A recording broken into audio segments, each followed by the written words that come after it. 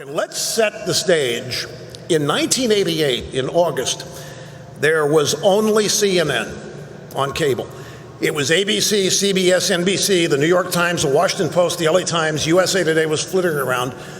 There was nothing else. And I came along, and folks, I have to be honest with you, I didn't intend to become identified as a conservative anything. I wanted to be big in radio, and back then, the biggest names in radio were on at night and overnight. Bruce Williams, Sally Jesse Raphael, who you'd never want to see without her makeup. I have. It's not pretty. And of course, Larry King. And they were considered the big stars, and they didn't do politics. King did with some of his guests, but nobody heard it. I mean, it's midnight to 6, and when people are awake, are stoned, drunk, or passed out.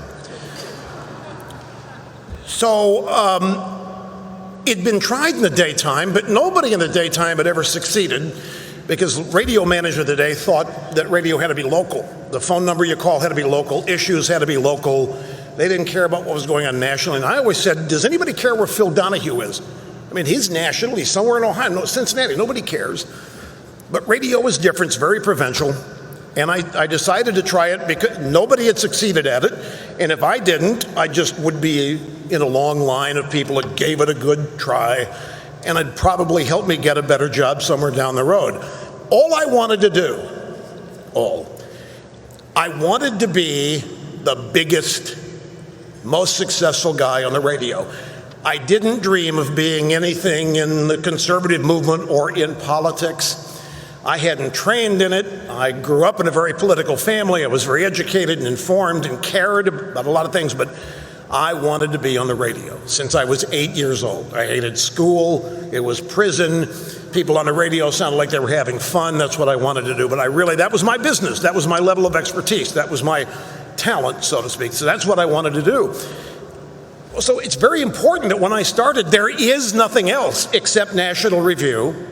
And the Media Research Center is just kicking up, analyzing the media. But in terms of national broadcast media, there wasn't anything.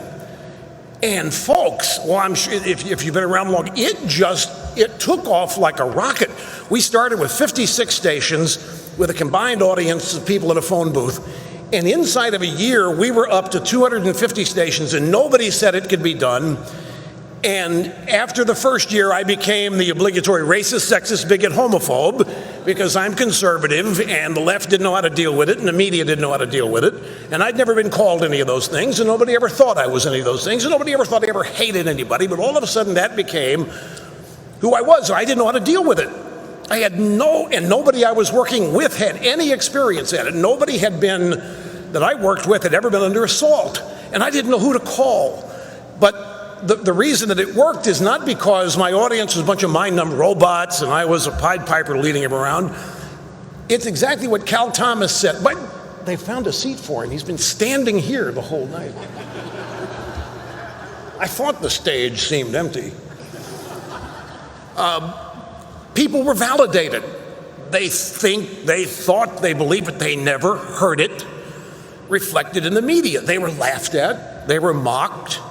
Made fun of. The greatest president in their lifetimes, ditto, Ronald Reagan, laughed at, mocked, made fun of. But he rammed it down their throat, and he did it without talk radio, and he did it without the Media Research Center.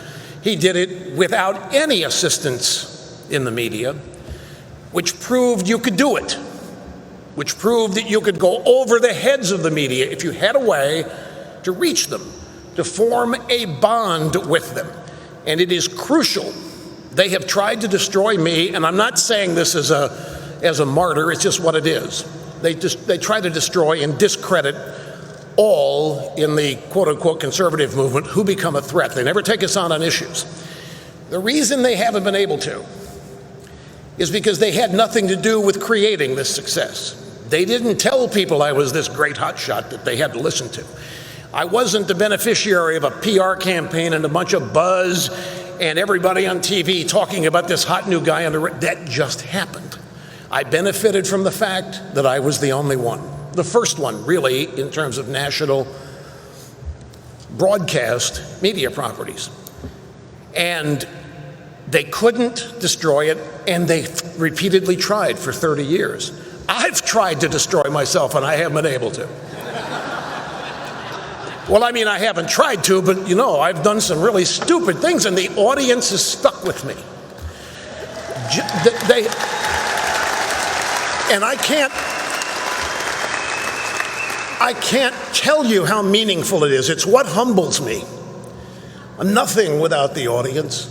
Investing the time and admitting it so that people will know, and patronizing the sponsors. Nothing without that. And they haven't been able to destroy it.